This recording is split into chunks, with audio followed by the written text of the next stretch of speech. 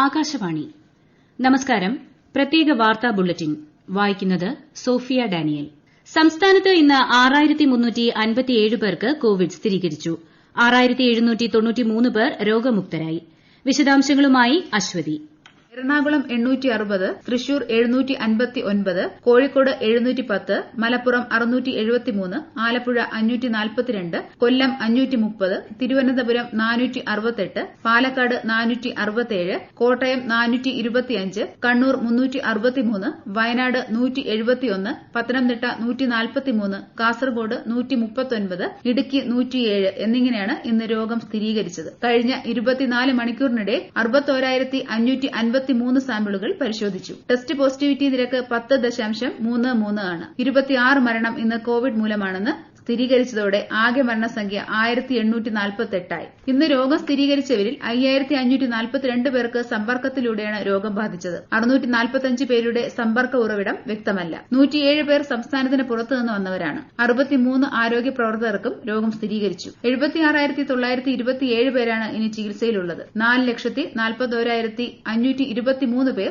ഇതുവരെ കോവിഡിൽ നിന്ന് മുക്തി നേടി. വിവിധ ജില്ലകളിലായി 3,19,481 പേർ ഇപ്പോൾ നിരീക്ഷണത്തിലുണ്ട്. ഇന്ന് 2 പുതിയ ഹോട്ട്സ്പോട്ടുകളുണ്ട്. 5 പ്രദേശങ്ങളെ ഒഴിവാക്കി. ആകെ 609 ഹോട്ട്സ്പോട്ടുകളാണ് കേരളത്തിലുള്ളത്. News desk Akashvani. സംസ്ഥാനത്ത് ഇന്ന് ഏറ്റവും കൂടുതൽ പേർക്ക് കോവിഡ് റിപ്പോർട്ട് ചെയ്തത് എറണാകുളം ജില്ലയിലാണ്. 860 കോവിഡ് കേസുകളാണ് റിപ്പോർട്ട് ചെയ്തത്. ഇതിൽ 671 പേർക്കും സമ്പർക്കത്തിലൂടെയാണ് രോഗം ബാധിച്ചത്. 174 പേരുടെ രോഗ ഉറവിടം കണ്ടെത്താനാവാത്തതും ആശങ്ക സൃഷ്ടിക്കുന്നു. ബീഹാറിൽ നിന്ന് തെരഞ്ഞെടുപ്പ് ഡ്യൂട്ടി കഴിഞ്ഞ് തിരിച്ചെത്തിയ കണ്ണൂർ ജില്ലയിലെ 32 പോലീസുകാർക്ക് കോവിഡ് സ്ഥിരീകരിച്ചു. നാട്ടിൽ തിരിച്ചെത്തി ക്വാറന്റൈൻ പൂർത്തിയാക്കിയ ശേഷം 34 KAP ഉദ്യോഗസ്ഥരെ കോവിഡ് ടെസ്റ്റിന് വിധേയരാക്കിയപ്പോൾ 32 പേർക്ക് രോഗം സ്ഥിരീകരിക്കുകയായിരുന്നു. ഇതിനു പുറമെ ധർമ്മടം പോലീസ് സ്റ്റേഷനിലെ ഏതാനും പോലീസുകാർക്കും കഴിഞ്ഞ ദിവസങ്ങളിലായി കോവിഡ് പോസിറ്റീവായി. ഈ സാഹചര്യത്തിൽ കോവിഡുമായി ബന്ധപ്പെട്ടതും അല്ലാത്തതുമായ കൃത്യനിർവഹണത്തിൽ ഏർപ്പെട്ടിരിക്കുന്ന മുഴുവൻ ഉദ്യോഗസ്ഥരും ജീവനക്കാരും കൂടുതൽ ജാഗ്രത പാലിക്കണമെന്ന് ജില്ലാ കളക്ടർ അറിയിച്ചു. ഓൺലൈൻ വിദ്യാഭ്യാസം കുട്ടികൾക്ക് മികച്ച അവസരമാണ് ഒരുക്കിയതെന്ന് മുഖ്യമന്ത്രി പിണറായി വിജയൻ. സംസ്ഥാന ശിശുക്ഷേമ സമിതിയുടെ ആഭിമുഖ്യത്തിൽ സംഘടിപ്പിച്ച ശിശുദിന ആഘോഷങ്ങൾ ഓൺലൈനായി ഉദ്ഘാടനം ചെയ്യുകയായിരുന്നു അദ്ദേഹം. കുഞ്ഞുനാളിൽ തന്നെ ഓൺലൈൻ വിദ്യാഭ്യാസം നേടാനായത് ഭാവിയിൽ കുട്ടികൾക്ക് ഉപകരിക്കുമെന്നും മുഖ്യമന്ത്രി പറഞ്ഞു. പഠനം മുടങ്ങാതിരിക്കാനുള്ള ശ്രദ്ധയും ജാഗ്രതയും പുലർത്തി ഓൺലൈൻ വിദ്യാഭ്യാസം നല്ല നിലയ്ക്ക് സംഘടിപ്പിക്കാൻ നമുക്കായി. ഓൺലൈനിൽ മാത്രം വിദ്യാഭ്യാസം നടത്താൻ കുട്ടികളാരും ആഗ്രഹിക്കുന്നില്ല. കോവിഡ് മഹാമാരി നിയന്ത്രിക്കപ്പെട്ടാൽ ആ ഘട്ടത്തിൽ മാനദണ്ഡങ്ങൾ പാലിച്ച് സ്കൂളുകൾ തുറക്കുമെന്നും മുഖ്യമന്ത്രി പറഞ്ഞു. കാസർഗോഡ് ജില്ലയിൽ കോവിഡ് പരിശോധന വ്യാപകമാക്കാനുള്ള നടപടികൾ ആരംഭിച്ചു. നഗരങ്ങൾ കേന്ദ്രീകരിച്ച് ആന്റിജൻ പരിശോധന വർദ്ധിപ്പിക്കുന്നതിന് കിയോസ്ക് സ്ഥാപിച്ചിരിക്കുകയാണ്. ആകാശവാണി കാസർഗോഡ് പ്രതിനിധി പി ജഗന്നിവാസന്റെ റിപ്പോർട്ട്. കോവിഡ് പരിശോധന വ്യാപകമാവുന്നതിന്റെ ഭാഗമായി നഗരങ്ങൾ കേന്ദ്രീകരിച്ച് പരിശോധനാ സൌകര്യം വരുന്നു. ഇതിന് മുന്നോടിയായി കാസർഗോഡ് ജില്ലയിലെ ആദ്യത്തെ പരിശോധനാ കേന്ദ്രം കാഞ്ഞങ്ങാട്ട് തുടങ്ങി. ബസ് സ്റ്റാൻഡ് ഷോപ്പിംഗ് കോംപ്ലക്സിലെ പോലീസ് എയ്ഡ് പോസ്റ്റിന് മുന്നിലാണ് കിയോസ്ക് സ്ഥാപിച്ചത്. ആന്റിജൻ പരിശോധനയാണ് ഇവിടെ നടത്തുന്നത്. നഗരങ്ങളിൽ ജോലി ചെയ്യുന്ന ചുമട്ടുതൊഴിലാളികൾ, ഡ്രൈവർമാർ, മറ്റു തൊഴിലാളികൾ എന്നിവരുടെ സൌകര്യം കണക്കിലെടുത്താണ് പരിശോധനാ കേന്ദ്രം തുടങ്ങിയത്. നഗരത്തിൽ എത്തുന്നവർക്കും കേന്ദ്രത്തിന്റെ സേവനം ഉപയോഗപ്പെടുത്താം. ഒരു ദിവസം 50 പേരെയെങ്കിലും പരിശോധിക്കുക എന്നതാണ് ലക്ഷ്യം. കിയോസ്കിന് സമീപത്തെ കൌണ്ടറിൽ പേര് രജിസ്റ്റർ ചെയ്തതിന് ശേഷമാണ് പരിശോധന. അരമണിക്കൂറിനകം പരിശോധന ഫലം മൊബൈൽ നമ്പർ ലഭിക്കും. പോസിറ്റീവ് ആയാലാണ് അറിയിക്കുന്നത്. ഇന്നലെ കേന്ദ്രത്തിൽ 3 പേരാണ് പരിശോധനയ്ക്ക് എത്തിയത്. 3 പേരുടെയും ഫലം നെഗറ്റീവായിരുന്നു. കൊല്ലം ജില്ലയിൽ ഇന്ന് 530 പേർക്ക് കോവിഡ് സ്ഥിരീകരിച്ചു. വിദേശത്ത് നിന്നെത്തിയ 2 പേർക്കും ഇതര സംസ്ഥാനങ്ങളിൽ നിന്നെത്തിയ 8 പേർക്കും സമ്പർക്കം വഴി 516 പേർക്കും രോഗം ബാധിച്ചു. കോഴിക്കോട് ജില്ലയിൽ 710 പേർക്ക് കോവിഡ് സ്ഥിരീകരിച്ചു. വിദേശത്ത് നിന്നെത്തിയ ഒരാൾക്കും ഇതര സംസ്ഥാനങ്ങളിൽ നിന്നെത്തിയവരിൽ 3 പേർക്കുമാണ് പോസിറ്റീവായത്. 39 പേരുടെ ഉറവിടം വ്യക്തമല്ല. സമ്പർക്കം വഴി 667 പേർക്കാണ് രോഗം ബാധിച്ചത്. രാജ്യത്തെ കോവിഡ് രോഗമുക്തി നിരക്ക് 93.05% കഴിഞ്ഞ 24 മണിക്കൂറിനിടെ 47,000-ലധികം പേർ രോഗമുക്തി നേടി. ആകെ രോഗബാധിതരിൽ 5.48% പേർ മാത്രമാണ് ചികിത്സയിലുള്ളത്. കഴിഞ്ഞ 24 മണിക്കൂറിനിടെ 44,684 പുതിയ കേസുകൾ കൂടി റിപ്പോർട്ട് ചെയ്തതോടെ ചികിത്സയിലുള്ളവരുടെ എണ്ണം 4,80,000 ലോകത്തെ കോവിഡ് ബാധിതരുടെ എണ്ണം 5,38,00,000-ലധികമായി. മരണസംഖ്യ 13,11,000 കവിഞ്ഞു. 3,76,00,000-ലധികം പേർ രോഗമുക്തി നേടി. അമേരിക്കയിൽ 1,10,00,000-ലേറെ പേർക്ക് രോഗബാധ സ്ഥിരീകരിച്ചു. തിന്മയുടെ മേൽ നന്മ വിജയം വരിച്ചതിന്റെ സ്മരണയിൽ രാജ്യം ഇന്ന് ദീപാവലി ആഘോഷിച്ചു. സംസ്ഥാനത്തിന്റെ വിവിധ ഭാഗങ്ങളിൽ ഇന്നലെ തന്നെ ദീപാവലി ആഘോഷം ആരംഭിച്ചിരുന്നു. കോവിഡ് പശ്ചാത്തലത്തിൽ ആൾക്കൂട്ടങ്ങൾ ഒഴിവാക്കിയായിരുന്നു ആഘോഷം. സ്വന്തം മക്കളെ അതിർത്തിയിൽ രാഷ്ട്രസേവനത്തിനായി അയച്ച രക്ഷിതാക്കളെയും കുടുംബാംഗങ്ങളെയും ദീപാവലി ആഘോഷവേളയിൽ പ്രണമിക്കുന്നതായി പ്രധാനമന്ത്രി നരേന്ദ്രമോദി. ജയ്സാൽമീറിൽ സൈനികരെ അഭിസംബോധന ചെയ്യുകയായിരുന്നു അദ്ദേഹം. മഞ്ഞുമൂടിയ പർവ്വതത്തിലാണെങ്കിലും മരുഭൂമിയിലാണെങ്കിലും സൈനികർക്കൊപ്പം മാത്രമേ തന്റെ ദീപാവലി ആഘോഷങ്ങൾ പൂർണ്ണമാവുകയുള്ളൂവെന്നും പ്രധാനമന്ത്രി പറഞ്ഞു. പ്രധാനമന്ത്രി ആയതിനു ശേഷമുള്ള ആദ്യ ദീപാവലി താൻ സിയാച്ചിനിലെ സൈനികർക്കൊപ്പമാണ് ആഘോഷിച്ചത്. എല്ലാ ഇന്ത്യക്കാരുടെയും ദീപാവലി ആശംസകൾ സൈനികരിലേക്ക് എത്തിക്കുകയാണെന്നും അദ്ദേഹം അറിയിച്ചു. ദീപാവലി മുഹൂർത്ത വ്യാപാരത്തിൽ എക്കാലത്തെയും നേട്ടം കുറിച്ച് രാജ്യത്തെ ഓഹരി വിപണികൾ. സെൻസെക്സ് 194 പോയിന്റ് നേട്ടത്തിൽ 43,637ലും നിഫ്റ്റി 50 പോയിന്റ് ഉയർന്ന് 12,770ലുമാണ് വ്യാപാരം അവസാനിപ്പിച്ചത്. ഇനി ശരണം വിളിയുടെ നാളുകൾ. ഈ വർഷത്തെ മണ്ഡലകാല ഉത്സവത്തിനായി ശബരിമല ക്ഷേത്രനട നാളെ വൈകിട്ട് 5 മണിക്ക് തുറക്കും. നട തുറക്കുന്ന ദിവസം പ്രത്യേക പൂജകൾ ഉണ്ടാവില്ല.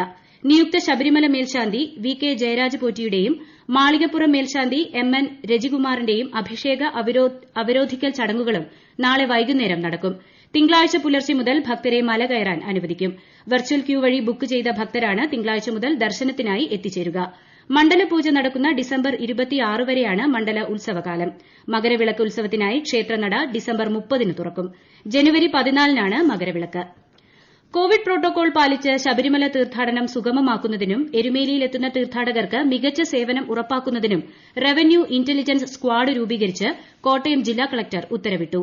റവന്യൂ, പൊതുവിതരണം, ലീഗൽ, മെട്രോളജി വകുപ്പുകളിലെ ഉദ്യോഗസ്ഥർ ഉൾപ്പെട്ടതാണ് സംഘം. സ്ക്വാഡ് തീർത്ഥാടകർ ചൂഷണം ചെയ്യപ്പെടാതിരിക്കുന്നതിന് ജാഗ്രത പുലർത്തുകയും ഹോട്ടലുകളിലും കച്ചവട സ്ഥാപനങ്ങളിലും പരിശോധന നടത്തുകയും ചെയ്യും. ഓസ്ട്രേലിയൻ പര്യടനത്തിനെത്തിയ ഇന്ത്യൻ ക്രിക്കറ്റ് ടീം ഇന്ന് തങ്ങളുടെ ആദ്യ ഔട്ട്ഡോർ പരിശീലനത്തിനിറങ്ങി. ടീം അംഗങ്ങൾക്കായി നടത്തിയ കോവിഡ് പരിശോധനയിൽ എല്ലാവരും നെഗറ്റീവ് ആയതോടെയാണ് ടീം പരിശീലനത്തിന് ഇറങ്ങിയത്. 12-ാം തീയതി ഓസ്ട്രേലിയയിലെത്തിയ ഇന്ത്യൻ ടീം 14 ദിവസം ക്വാറന്റൈനിലായിരിക്കും. പക്ഷിമൃഗാദികൾക്കും സമഗ്രമായ രോഗപ്രതിരോധ ശൃംഖല ആവശ്യമാണെന്ന് മുഖ്യമന്ത്രി Pinarayi Vijayan. Indian veterinary association സംഘടിപ്പിച്ച 12ാമത് വെറ്റിനറി സയൻസ് കോൺഗ്രസ് ഉദ്ഘാടനം ചെയ്യുകയായിരുന്നു അദ്ദേഹം. പക്ഷികളുടെ രോഗപ്രതിരോധത്തിനുള്ള അസ്കാഡ് പദ്ധതി, മൃഗങ്ങളുടെ രോഗപ്രതിരോധത്തിനുള്ള അനിമൽ ഡിസീസ് കൺട്രോൾ പ്രോജക്ട് തുടങ്ങിയവ ഉദാഹരണങ്ങളാണെന്നും മുഖ്യമന്ത്രി പറഞ്ഞു. കുട്ടികൾക്ക് ഏത് സമയത്തും നിർഭയരായി പരാതി നൽകാനുള്ള അന്തരീക്ഷം പോലീസ് സ്റ്റേഷനുകളിൽ സൃഷ്ടിക്കാനാണ് ശ്രമിക്കുന്നതെന്ന് സംസ്ഥാന പോലീസ് മേധാവി ലോക്നാഥ് ബെഹ്റ പറഞ്ഞു. സംസ്ഥാനത്തെ 15 പോലീസ് സ്റ്റേഷനുകളിൽ പുതുതായി ആരംഭിച്ച ശിശു സൌഹൃദ കേന്ദ്രങ്ങളുടെ ഉദ്ഘാടനം വീഡിയോ കോൺഫറൻസിംഗിലൂടെ നിർവഹിക്കുകയായിരുന്നു അദ്ദേഹം. എൻഫോഴ്സ്മെന്റ് ഡയറക്ടർ സഞ്ജയ് കുമാർ മിശ്രയുടെ കാലാവധി കേന്ദ്ര സർക്കാർ ഒരു വർഷത്തേക്ക് നീട്ടി. നവംബർ 18-നാണ് സഞ്ജയ് മിശ്ര വിരമിക്കേണ്ടിയിരുന്നത്. ചരിത്രത്തിലാദ്യമായാണ് ഇഡി ഡയറക്ടറുടെ കാലാവധി നീട്ടി നൽകുന്നത്. ഇപ്പോൾ അന്വേഷിക്കുന്ന കേസുകളുടെ പ്രാധാന്യം കണക്കിലെടുത്താണ് അദ്ദേഹത്തിന്റെ സർവീസ് കാലാവധി നീട്ടി നൽകിയതെന്നാണ് സൂചന. നിരോധനാജ്ഞ ലംഘിച്ചതിന് സംസ്ഥാനത്ത് ഇന്ന് 11 കേസുകൾ രജിസ്റ്റർ ചെയ്തു. കോവിഡ് നിയന്ത്രണങ്ങൾ ലംഘിച്ചതിന് സംസ്ഥാനത്തൊട്ടാകെ ഇന്ന് 1242 പേർക്കെതിരെ കേസെടുത്തു.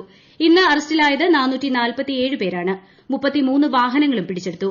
മാസ്ക് ധരിക്കാത്ത 6765 സംഭവങ്ങളാണ് സംസ്ഥാനത്ത് ഇന്ന് റിപ്പോർട്ട് ചെയ്തത്.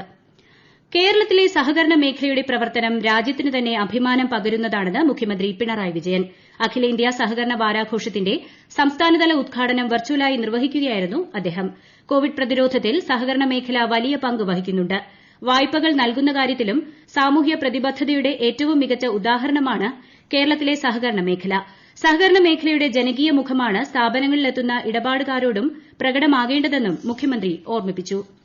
കിഫ്ബിക്കെതിരെ ബിജെപിയും കോൺഗ്രസും രാഷ്ട്രീയ ഗൂഢാലോചനയിൽ ഏർപ്പെട്ടിരിക്കുകയാണെന്ന് ധനമന്ത്രി തോമസ് ഐസക്. കെപിസിസി നേതാവ് മുഖേന ഹൈക്കോടതിയിൽ നൽകിയിട്ടുള്ള റിട്ട് ഹർജി ഇതിന് തെളിവാണെന്ന് അദ്ദേഹം തിരുവനന്തപുരത്ത് വാർത്താസമ്മേളനത്തിൽ പറഞ്ഞു. കിഫ്ബി വായ്പകൾ ഓഫ് ബജറ്റ് വായ്പകളാണെന്ന ആരോപണം അടിസ്ഥാനരഹിതമാണ്. ബജറ്റിന് പുറത്ത് വായ്പ എടുത്ത് ചെലവാക്കുന്ന ഓഫ് ബജറ്റ് വായ്പകൾ പോലെ കിഫ്ബിയുടെ വായ്പകൾ ഭാവിയിൽ സർക്കാരിനുമേൽ ഒരു ബാധ്യതയും വരുത്തുന്നില്ലെന്നും ധനമന്ത്രി വ്യക്തമാക്കി. ധനമന്ത്രി തോമസ് ഐസക് ഗുരുതര ചട്ടലംഘനം നടത്തിയെന്ന് പ്രതിപക്ഷ നേതാവ് രമേശ് ചെന്നിത്തല.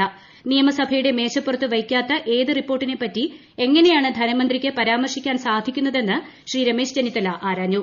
കിഫ്ബി സംബന്ധിച്ച് സിഎജി തയ്യാറാക്കിയ കരട് റിപ്പോർട്ട് അട്ടിമറിയാണെന്നും രാഷ്ട്രീയ ഗൂഢാലോചനയാണെന്നും ധനമന്ത്രി തന്നെ പറയുന്നത് അപഹാസ്യമാണെന്ന് ബിജെപി സംസ്ഥാന അധ്യക്ഷൻ കെ സുരേന്ദ്രൻ പ്രസ്താവനയിൽ പറഞ്ഞു.